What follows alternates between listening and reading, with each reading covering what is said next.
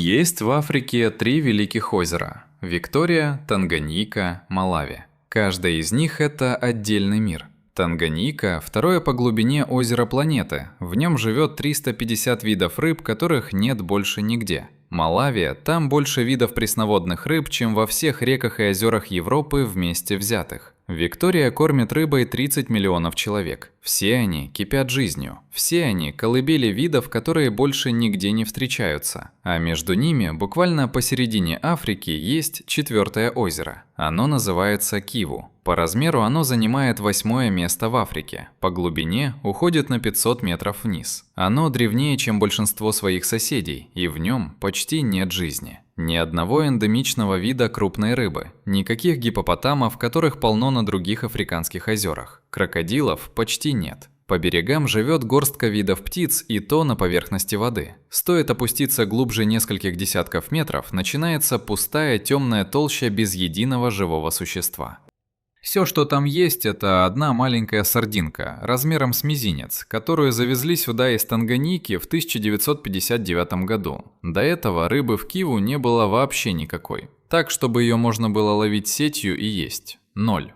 И вот вопрос, который заставляет геологов, биологов и просто любопытных людей возвращаться к этому озеру снова и снова. Как так вышло? Как в самой изобильной части континента, в окружении озер, которые буквально задыхаются от избытка жизни, появилась вот эта темная стеклянная гладь, под которой пустота? Ответ простой и страшный. Озеро Киву не мертвое, оно спит. И под тонкой пленкой воды, где еще возможна жизнь, скрыта одна из самых больших энергетических ловушек на планете. Достаточно большая, чтобы уничтожить 2 миллиона человек за одну ночь. Достаточно древняя, чтобы легенды народов, живших на этих берегах тысячи лет, называли ее духами глубины и предупреждали друг друга. Озеро когда-нибудь выдохнет. Сегодня история этого дыхания. Про то, что видит наука, и про то, что знали люди задолго до того, как эта наука появилась. Про репетицию катастрофы, которая уже произошла в одном месте Африки. И про ее большего брата, который все еще ждет. Устраивайся поудобнее, мы спустимся на 500 метров вниз, туда, где вода становится не водой, а чем-то другим. И заодно посмотрим на людей, которые уже 1000 лет живут рядом с этой глубиной, и знают о ней больше, чем могут написать в научной статье. Чтобы понять, что не так с озером Киву, нужно сначала понять, как устроено любое нормальное озеро. Возьми обычный водоем. Летом верхний слой воды нагревается солнцем, он становится теплым и легким. Нижний слой остается холодным и плотным. Между ними тонкая граница, термоклин, которая мешает им перемешаться. Но приходит осень. Верх остывает, становится тяжелее, опускается. Низ поднимается. Вода перемешивается сверху вниз, и вместе с водой перемешивается все, что в ней растворено.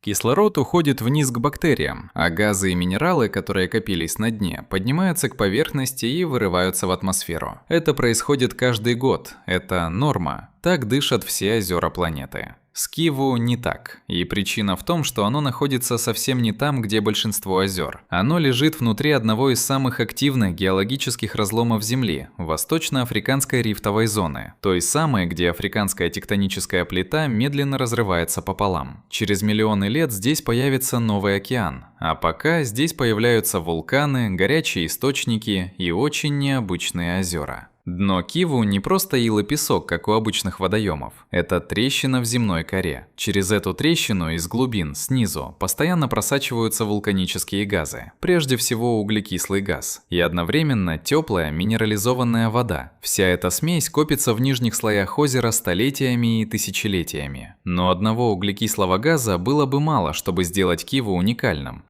Такое встречается и в других вулканических озерах. Ключевая деталь Киву – метан.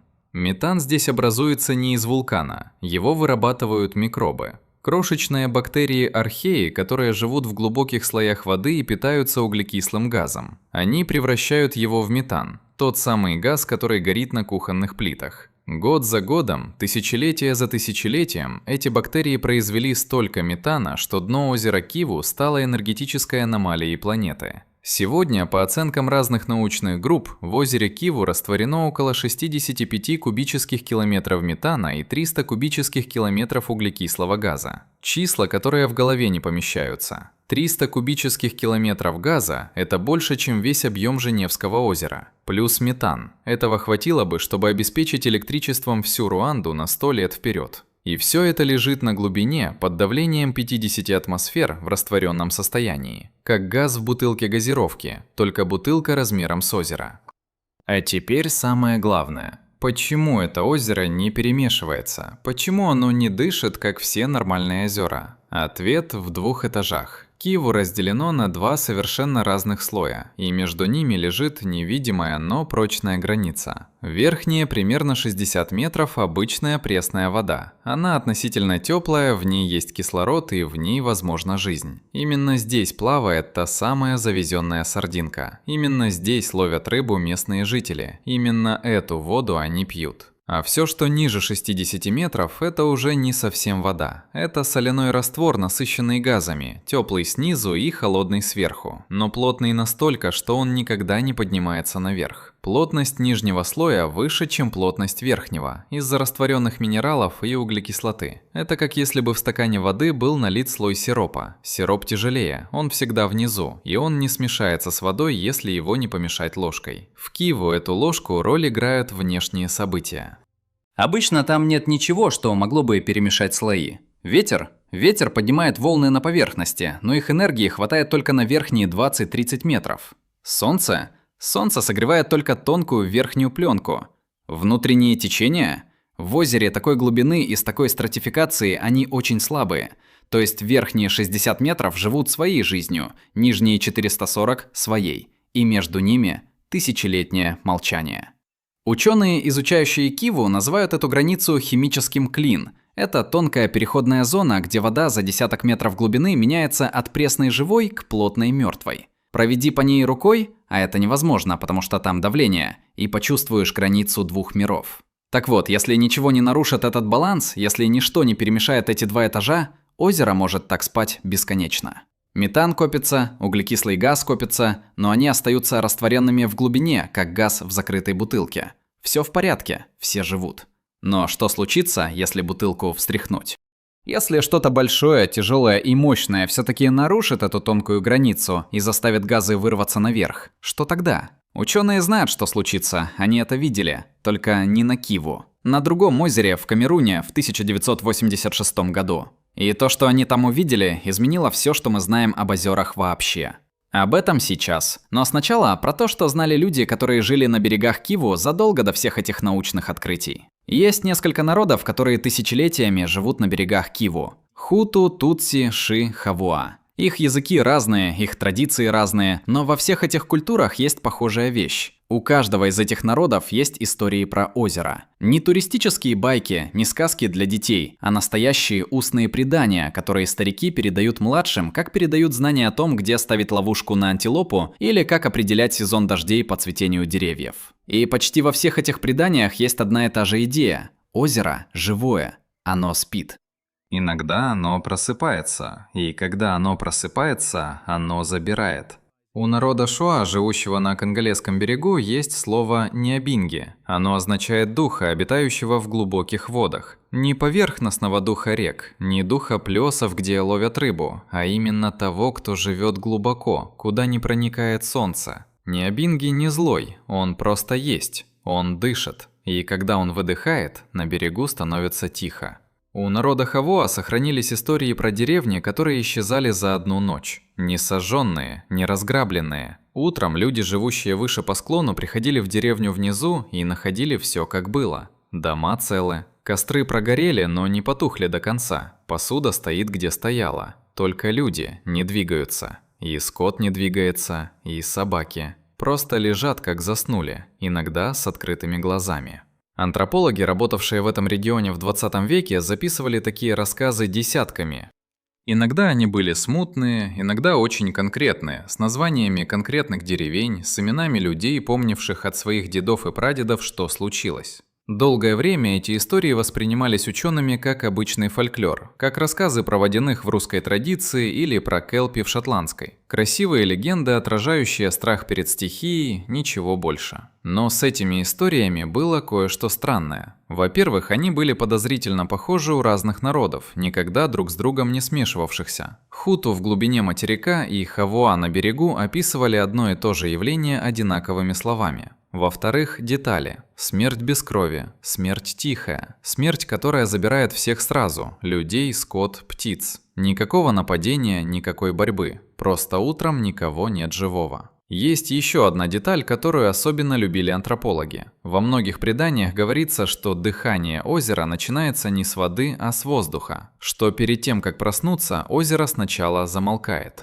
Люди, живущие рядом, чувствуют это. Ветер стихает, птицы улетают, собаки скулят и убегают в горы. А потом из воды поднимается что-то тяжелое, прозрачное, невидимое и стекает по склону вниз, как густой туман, только тумана нет. Это описание, повторенное в десятках устных преданий по всей Восточной Африке, почти дословно совпадает с современным научным описанием того, что происходит при лимнологической катастрофе, при выбросе углекислого газа. Тяжелого, невидимого, стелющегося по земле газа, который вытесняет воздух и убивает все, что дышит. Народы Восточной Африки знали это как минимум 1000 лет. Наука узнала это в конце 80-х. Разрыв в 20 поколений. У народа Фульбе есть четкие правила поведения на некоторых озерах региона. Нельзя бросать в глубину камни. Нельзя ловить рыбу глубже определенной отметки. Нельзя строить деревни в низинах у берега, только на высоких террасах, выше туманов. Все это практические знания, которые кажутся суеверием, пока не понимаешь, откуда они взяты. Каждое из этих правил защищает от лимнологического выброса. Камни могут нарушить стратификацию, глубокие сети тоже. Низины – это ловушки для тяжелого газа, из которых невозможно выбраться, когда он потечет вниз. Западные исследователи начали серьезно относиться к этим традициям только в конце 20 века, когда появились четкие научные данные о том, что стоит за ними. До этого просто фиксировали как этнографический материал, не связывая с реальной геологией. Хотя, если посмотреть внимательно, в этих преданиях зашифрована подробнейшая инструкция по безопасности рядом со спящим озером, написанная людьми, у которых не было ни термометров, ни спектрометров, ни лабораторий. Только память поколений и очень внимательное отношение к тому, что их предки уже видели. Вот здесь, в этой точке, у истории Киву появляется странная симметрия. С одной стороны, многотысячелетний опыт народов, которые знают, что озеро живое и что с ним нужно быть осторожным. С другой – современный мир, который приходит на этот берег со своими проектами, своими электростанциями, своими планами по эксплуатации ресурсов, и который до совсем недавнего времени вообще не знал, что здесь есть, чего бояться. Разрыв между этими двумя знаниями схлопнулся не сам по себе. Он схлопнулся из-за одного события, одной ночи, одного маленького озера в Камеруне, в 2000 километров севернее Киву. 21 августа 1986 года. Озеро Ньос расположено в северо-западной части Камеруна, в кратере старого вулкана. Оно небольшое, меньше 2 квадратных километров, глубиной около 200 метров. По масштабам Африки вообще ничтожное. На него никто из внешнего мира особо не смотрел. Обычное горное озеро, каких на континенте сотни. У его берегов, в долинах и на склонах стояли 4 деревни – Ньос, Кам, Ча и Субум. В них жили около 3000 человек, плюс скот – козы, коровы, ослы, куры. 21 августа была тихая пасмурная ночь. По воспоминаниям тех, кто был чуть выше в горах и остался жив, ничего необычного не происходило. Обычный вечер, обычные разговоры у костров, люди легли спать. Около 9 часов вечера кто-то из жителей отдаленных деревень услышал странный звук. Одни описывали его как раскаты грома, другие как гул, третьи как долгий шепот из низины. Через пару минут звук прекратился, и все стихло. Утро 22 августа началось с того, что никто не проснулся в 4 деревнях у озера. Ни один человек, ни один ребенок, ни одна собака, ни одна корова. Первым тревогу поднял один единственный уцелевший житель деревни Ньос, 30-летний мужчина по имени Джозеф Нквайн. Он спал в верхней части своего дома, на 2-м ярусе. Утром он спустился и обнаружил, что в комнате внизу, где спали его родители, братья и сестры, никто не шевелится. Он обошел всю деревню. Никто не отвечал. Он вышел на дорогу и пошел в соседнее селение, вверх по склону. Оно было живо. Он рассказал, что случилось. Люди сначала не поверили. Первые спасатели пришли в Ньос через несколько часов. То, что они увидели, не укладывалось ни в одну знакомую картину. 1746 человек. Мертвые. 3500 голов скота. Мертвые. Никаких ран, никаких признаков борьбы, никаких следов болезни. Люди лежали в тех же позах, в каких их застал сон. Женщины держали на руках младенцев. Мужчины сидели у потухших костров, свернувшись на боку. Дети рядом с родителями. У некоторых на лицах были следы ожогов, но не от огня. Химические, от кислоты. Позже выяснится, что это последствия контакта кожи с высокой концентрацией углекислого газа, растворенного во влажном воздухе. Часы в некоторых домах остановились между 21:30 и 22:00. Не по механическим причинам, их никто не трогал. Просто на этих отметках их застала минута смерти. Первое время никто не понимал, что произошло. Военные, приехавшие в район на второй день, всерьез рассматривали версию химического оружия. Проверили – нет, никаких следов. Тогда неизвестная болезнь, эпидемия. Тоже нет. Все умерли одновременно, в один и тот же момент, что для болезни невозможно.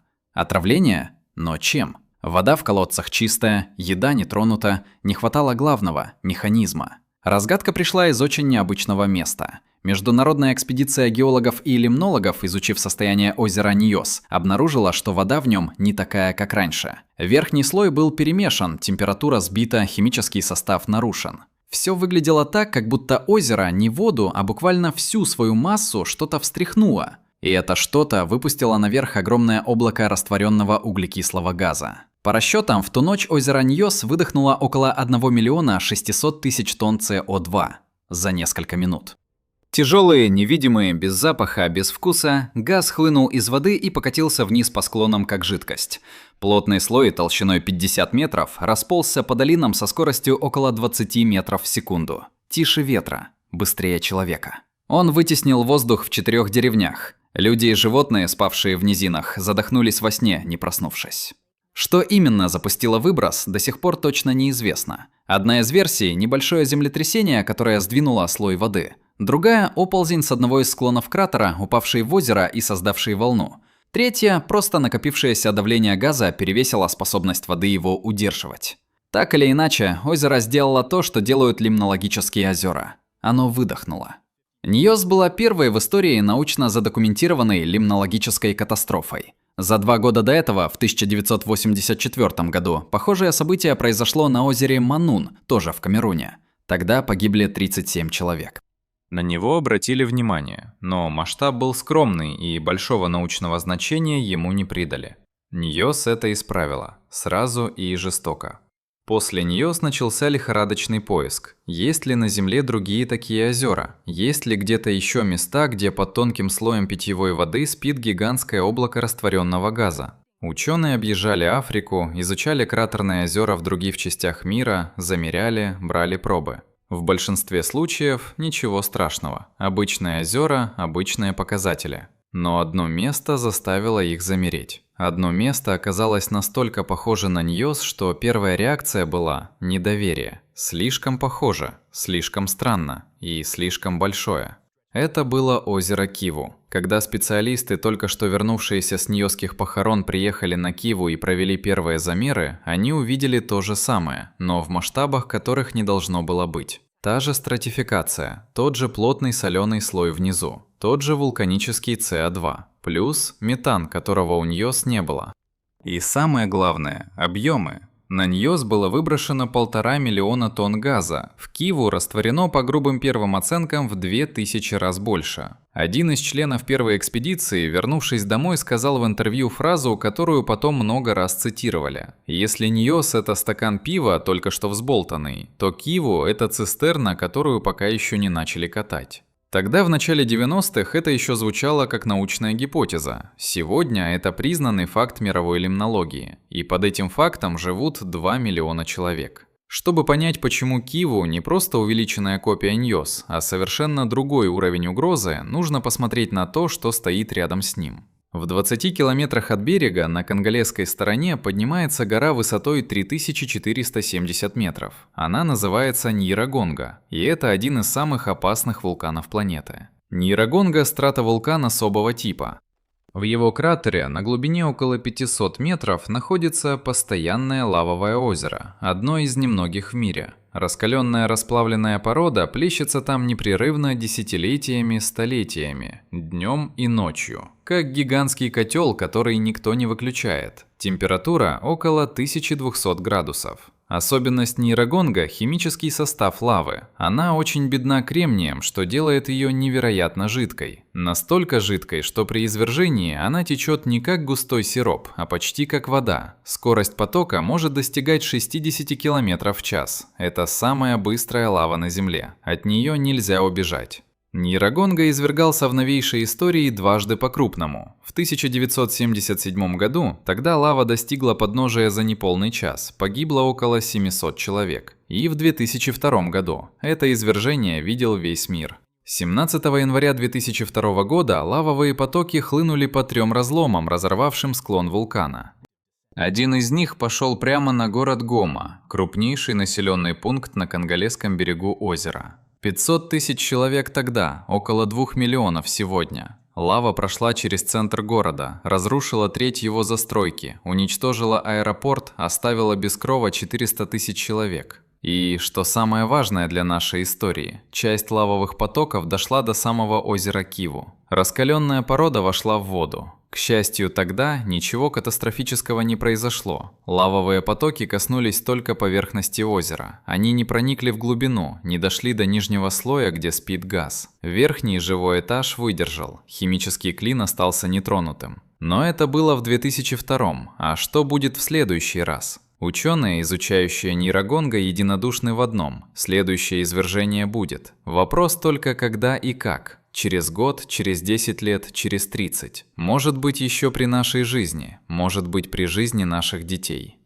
И оно, скорее всего, будет мощнее последнего, потому что в кратере накопилось больше давления, чем в 2002. Сценарий, которого боится каждый вулканолог, работающий в регионе, это подводное извержение или боковой прорыв, при котором лава войдет в озеро на глубине, ниже границы химического клина. Тогда произойдет то, что не случилось в 2002. Раскаленная порода нагреет плотный нижний слой, вода закипит, пузыри газа начнут подниматься, стратификация нарушится, и то, что копилось на дне Киву 1000 лет, вырвется наружу за минуты. Расчеты того, что произойдет при таком выбросе, разнятся в деталях, но сходятся в главном. Первым делом на поверхность вырвется углекислый газ, примерно 300 кубических километров растворенного СО2. Тяжелое облако, невидимое, беззапаховое, потечет вниз по всем прибрежным долинам. Ровно то же самое, что было в Ньос, только в 2000 раз больше. Затем поднимется метан. Он легче воздуха, поэтому не будет стелиться по земле.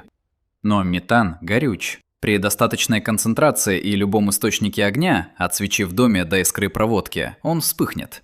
Огненная стена может пройти по прибрежным районам на десятки километров. По разным моделям в зоне поражения окажется 2 миллиона человек, живущих непосредственно вокруг озера. Гома, Букаву, Кибуи, Гисеньи – все крупные города региона стоят прямо на берегах. Плюс сотни деревень в низинах, между холмами, в долинах ручьев, впадающих в озеро.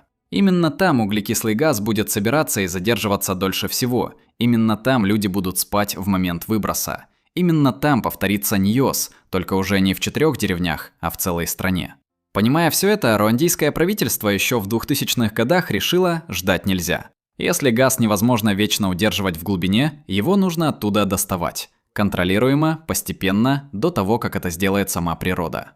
Так родился проект Киву-Ват. Это плавучая платформа, стоящая в озере со стороны Руанды, примерно в 13 километрах от берега. Она работает как большой пылесос наоборот. Через трубу, опущенную на глубину 350 метров, платформа поднимает наверх воду, насыщенную газом. Из этой воды выделяется метан. Он отделяется от СО2, очищается и по газопроводу идет на электростанцию на берегу, где превращается в электричество. А обедневшая безопасная вода возвращается обратно в озеро. Проект Проект работает с 2015 года. Он дает Руанде примерно 30% всей ее электрогенерации. В стране, где еще 15 лет назад свет был у 10% населения, а сегодня у 80%, это огромный прорыв. Киву-Ватт не просто электростанция, это одновременно и элемент национальной энергетической безопасности и попытка снизить давление в озере до безопасного уровня. Но темпы этой откачки, если быть честным, недостаточны.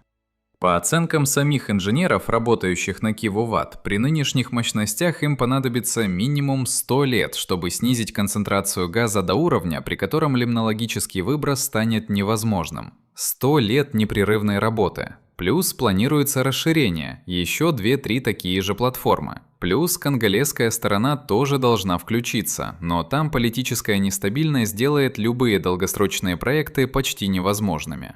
Если тебе интересно, как одна из беднейших стран мира прямо сейчас пытается решить одну из самых сложных инженерных задач на планете, обязательно подпишись на канал, потому что в ближайших выпусках мы будем разбирать похожие истории. Про людей, которые борются с силами природы не оружием и не пафосом, а расчетами и терпением. Тем временем метан копится. Микробы на дне Киву не остановились. Они продолжают перерабатывать СО2 в метан, ровно так же, как делали это 1000 лет назад. По современным замерам, концентрация газа в озере за последние 50 лет выросла примерно на 15-20%. Медленно, неумолимо. Каждый день чуть-чуть больше, чем вчера. Киву-Ватт откачивает, а глубина восполняет. Это как вычерпывать ведро из тонущего корабля, куда одновременно продолжает течь вода. Гонка идет, и никто не знает, кто ее выиграет. Мы возвращаемся к тому, с чего начали. К озеру, которое дышит. Наука сегодня знает все, что нужно знать о Киву. Знает химию его глубин, знает физику стратификации, знает объемы газа и скорости выбросов, знает, что произойдет в случае катастрофы с точностью до процентов. У нас есть спутники, которые видят температуру воды. У нас есть буи, которые измеряют давление. У нас есть модели, просчитывающие любой сценарий. Наука вооружена так, как никогда в истории. Народы, которые жили на этих берегах 1000 лет, знали примерно то же самое, только другими словами. Они не знали про метан и стратификацию. Но они знали, что озеро живое, что оно спит, что иногда оно просыпается и забирает. Они знали, где нельзя строить дом, знали, что нельзя ловить рыбу глубже определенной отметки, знали, что в определенные моменты, когда воздух вдруг становится тяжелым, когда собаки убегают в горы, когда птицы уходят из низин, нужно уходить наверх и не возвращаться, пока озеро снова не заснет. Наука пришла к тому же выводу через приборы, статьи, конференции и модели. Традиция через память поколений и очень внимательное отношение к тем, кто был до тебя. Разница между этими двумя знаниями не в глубине, а в том, что каждая из них позволяет делать. Традиция говорила: уважай озеро, живи выше, не тревожь глубину, не пытайся ее использовать. Наука говорит: измерь озеро. Пойми механизм, управляй процессом, извлеки ресурс. Обе позиции рациональные, обе по-своему правильные. Просто традиция исходит из того, что человек – гость на этой земле, и что глубину лучше не тревожить, потому что последствия ошибки окончательны. А наука исходит из того, что человек – хозяин, и что если понимать процесс достаточно хорошо, то риск можно рассчитать и уменьшить. Возможно, обе правы. Возможно, только время покажет, кто из них был прав больше. А пока озеро Киву продолжает дышать. Медленно, ровно, по одному вдоху в 1000 лет. Микробы на его дне вырабатывают метан. Углекислый газ копится под давлением. Плотный соленый слой держит их внизу. Ньярагонга спит в своей огненной чаше. Платформа Киву-Ватт откачивает, по капле в год. 2 миллиона человек живут на берегах, ложатся спать и просыпаются каждое утро. Дети идут в школу. Рыбаки идут за той единственной сардинкой, которую можно поймать в верхних 60 метрах. Все как всегда. И где-то там, глубоко под всем этим, озеро продолжает свой очень медленный вдох. Напиши в комментариях, если бы ты жил на берегу Киву, уехал бы? Или также ходил бы к воде каждое утро, как ходили твои предки последнюю 1000 лет? Я правда хочу знать, что ты об этом думаешь, потому что ответ на этот вопрос – это ответ не про Киву. Это ответ про то, как каждый из нас относится к рискам, о которых знает, но которые не может отменить. Спасибо, что досмотрел до конца. Если было интересно, поставь лайк, это правда помогает каналу расти. Впереди новые истории про странные, тревожные, удивительные места нашей планеты. Про то, что лежит под поверхностью вещей. Береги себя и знай, где спит вода.